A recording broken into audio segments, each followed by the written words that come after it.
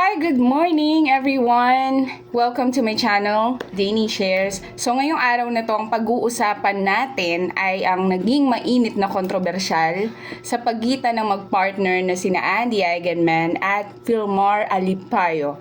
So, etong magpartner na to, no, yung isa sa mga hinahangaan nating couple kasi makikita mo naman kasi sobrang simple ng pamumuhay nila. Makikita mo rin na sobrang saya rin ng pagsasama nila. Makikita mo naman yun sa mga posts and videos nila. And talaga namang nakakamangha kasi parang despite na simple lang yung pamumuhay nila, pero makikita mo na ang genuine ng happiness nila and love para sa isa't isa at sa mga anak nila. Hanggang sa netong mga nakaraang araw na nag-post ng mga kahina-hinalang mga image or mga screenshots si Andy Eigenman. So nag-start to dun sa post niya na I just found out it's the year of the snake. I thought it was the year of the wolf in sheep's clothing. So eto no, nakalagay 2025. So para bang meron siyang pinapahagingan na someone na siguro so mabait sa kanya, but eventually parang tinraidor siya, ganon yung message di ba? Kayo, ano bang naisip nyo doon sa unang post ni Andy? Ngayon, ang sumunod dyan is syempre, ang unang-una nilang maiisip, baka may hidwaan ng dalawang magpartner. So, kasi nasundan pa yung mga cryptic post. So, isushow ko yan sa screen. Gaya ng mga to. So eventually, no, napansin ng mga ka-netizens natin na actually sure tayo na that moment, hindi na naka-follow si Andy Eigenman kay Filmar at same thing kay Filmar, hindi na siya naka-follow kay Andy Eigenman. So, yun nga. So, very impossible yun, no? Kasi mag-partner kayo. So, alam na ng mga netizens na something is going on. Okay? Kasi, parang, eto pa bang couple na to, hindi magpa-followan sa Instagram nila. That is not very likely, you know. So, yun nga. Nasundan na rin to ng mga sumunod na post, no? Yung pagkasunod-sunod nung pagpo-post ng magkabilang parties, hindi na natin yun alam, no? Pero eventually, nakita rin natin na may videong lumabas. Doon makikita natin si Filmar Alipayo na nagpapa-tattoo. Okay, masaya nagpapatato kasama ang kanyang female best friend. So, hindi na natin papangalanan yun, no? And yun nga, lumabas na tong picture na to na meron silang tattoo na, matching tattoo na 224. Ibig sabihin ng 224, kung hindi naman din ako nagkakamali, no? Syempre, depende pa rin naman yun sa kanila kung ano talaga ibig sabihin ng 224 na tattoo nila. So, ang 224 na tattoo nila, that might stand for today, tomorrow, and forever. So, medyo hindi siya appropriate, no, na magpatattoo ka with your best friend, lalo na may partner yung best friend mo na yon currently. So medyo for me personally, medyo off siya, no? Kung halimbawa kung may partner ako, then magpapatattoo sila ng best friend niya without me knowing na gagawin pala nila yun, medyo upsetting nga siya.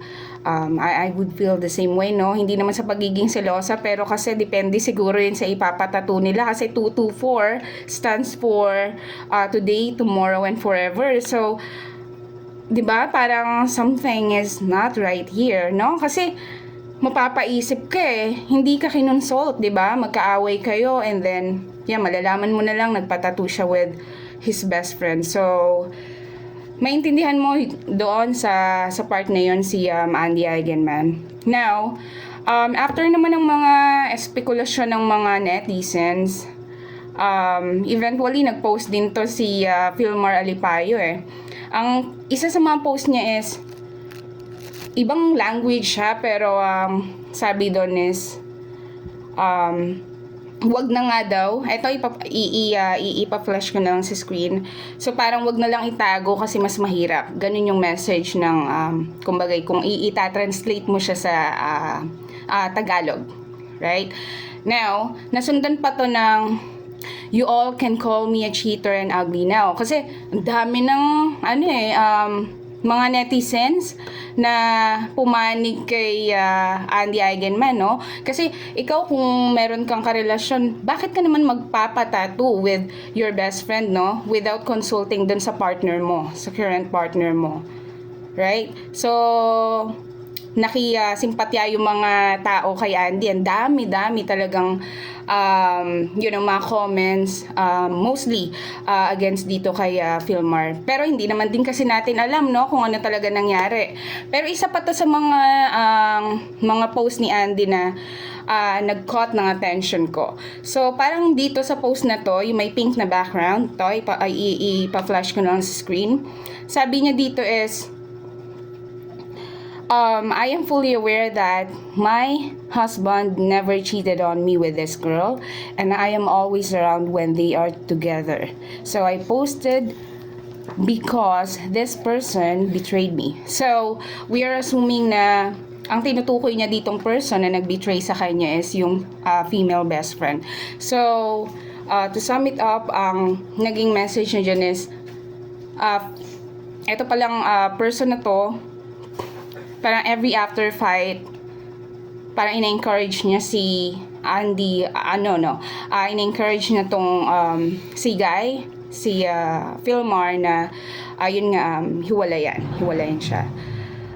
Pero hindi rin naman natin masasabi, no, kung ano talagang standing ng relationship nila, anong ugali ng isa't isa. Hindi mo rin masasabi kung gaano ka-toxic yung isang tao, no, kasi hindi naman natin nakakasama personally si Andy Eigenman, and also same thing with Philmar. So hindi natin alam kung bakit para kay Andy ganun yung person na to. Though di naman din nag-mention, pero again ay na-assume na ito ngayon yung female best friend niya. Parang pakiramdam talaga ni Andy, talagang na-betray siya eh. Parang alam niya sa sarili niya na nasa tama siya. Pero may kita mo rin kasi sa post niya na explain niya lang naman yung side niya, and she was actually trying to reach out dun sa person na to, dun sa female friend, para siguro makuha niya rin yung side. Bakit ganun? Bakit na lang sila biglang nagpatattoo without her knowing, no? Para siguro makapag-usap sila or makonfront niya din at the same time. Pero wala ata siyang response na nakuha. That's why nag-post na siya. Eventually, nag-post na rin tong female friend. So, ipopost ko sa screen now yung naging response niya. Nag-post din siya.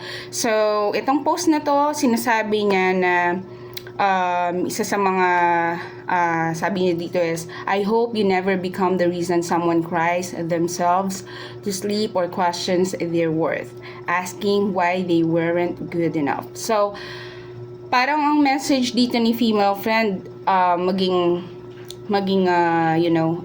considerate pa rin tayo. Hindi tayo mag-comment basta-basta lang ng mga masasakit na salita, hurtful, things about someone without knowing the whole scenario, no? Kasi yun yung pinaka-message niya eh, kung papaigsin mo yung message niya, and kung i-translate natin sa Tagalog. And controversial na pag-aaway nitong dalawang magpartner na to na si Andy Eigenman at Philmar Lipayo. Thankfully, naging maayos sila. So, nag-post tong si Philmar, no? Nito lang, kung di ako nagkakamali, kahapon lang. Okay din na naayos sila, happy ending to.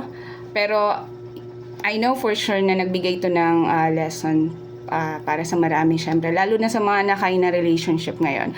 So again, gusto ko marinig yung thoughts niya about it. Yeah, just comment down below, okay? Thank you for listening. Yeah, I hope na mag-subscribe kayo and like my video, and I'll talk to you again soon, okay? Bye now. Be safe, everyone. Thank you.